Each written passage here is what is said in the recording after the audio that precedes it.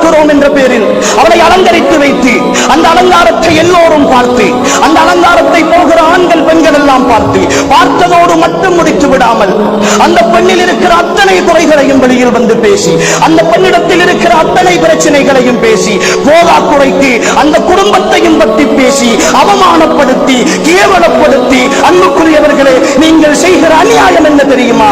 லகத் ஹலக்னல் இன்சான ஃபீ அஹ்ஸனி தக்வீம். அல்லாஹ் எல்லோரையும் அழகாக படைத்திருக்கிறேன் என்று சொல்கிறார். அவனுடைய படைப்பில் எந்த குறைபாடுகளும் கிடையாது. ஒவ்வொருவருக்கும் உரிய தரத்தோடு அல்லாஹ் படைத்திருக்கிறார். அந்த பெண்ணை பார்க்கிற பொழுது உங்களுக்கு விருப்பம் இல்லையா? நீங்கள் ஒதுங்கி வந்து விடுங்கள். நீங்கள் தான் அவளுக்கு விருப்பம் இருக்க வேண்டும் என்ற நிர்பந்தம் கிடையாது. அவளுக்கு ஒருவனை எல்லாம் அமைத்திருப்பான். ஆனால் அவளின் மீதுள்ள குறைகளை அவளின் மீதுள்ள சின்ன சின்ன விஷயங்களை எல்லாம் நீங்கள் சந்தையில் நின்று பேசி வீடு வீடாக பேசி அவளுடைய ஒட்டுமொத்த உணர்வுகளையும் காயப்படுத்துகிற அநியாயத்தை செய்யாதீர்கள்.